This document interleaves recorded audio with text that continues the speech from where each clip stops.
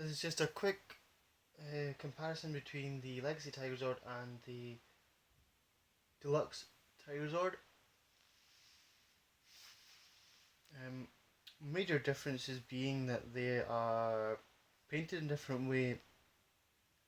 Obviously, the Deluxe Tigerzord is a lot bigger.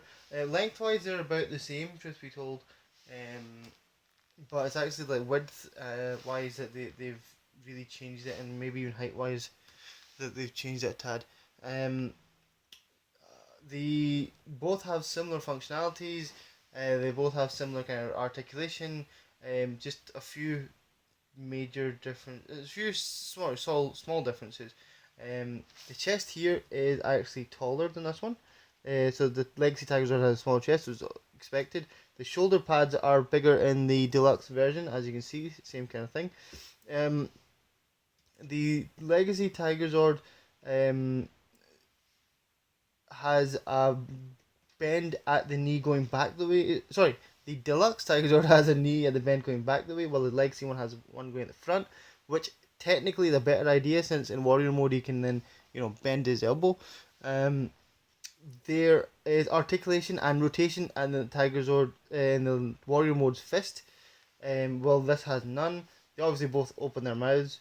The interesting thing is that at the bottom jaw of the Legacy Tigerzord that the orb is stuck in. Well, this one's actually at the back of the throat, but that is because this has lights and sounds, while that one doesn't. The Legacy Tigerzord in Warrior mode can also bend its knee, while this can't. What we'll do is we'll just quickly transform each of them just to show you, and we'll then just show you them both in Warrior mode. This is just a quick video I'm doing, guys. Keep it simple. You make sure that the arm is straight. You rotate up the tiger foot to reveal the fist, and rotate the wrist round, and that you remove the tail at the back. And then from here, I actually think it's better to swing out the two legs first. Feet in, rotate round, push forward, and then we bring the whole head down, open the mouth, and reveal the head. Now, the interesting thing about my Tigerzord is, perhaps other people received it as well, but I actually got an extra coin, and now I've actually just painted like a small fire, like Japanese fire symbol in there with silver. So when it lights up, you get the wee kind of effect that you would in the show. It's not perfect, but it kind of does the job. The idea is that in this mode, when the mouth is fully open, you can insert this into the mouth, and then you just rotate it to lock it into place, because there's like a wee tab up there that you can see. And then let's see if, I don't know if it'll appear on camera or not, but we can try it. I think it's just perhaps too bright to see how that affects it, but it looks cool in real life. Similar transformation. Let's remove the tail. Rotate the legs out. Interesting enough, there's no swivel in these, as I said last time. You just fold them and rotate them round. Arms come down. If you notice that the rotation in the arms is in a different place, here it's at the wrist, while on the Deluxe Tigerzord it's actually at the kind of elbow joint, which is an awkward place to put it. So that means he can't actually bend his fist forward. And here he can like do like an uppercut thing. That's it.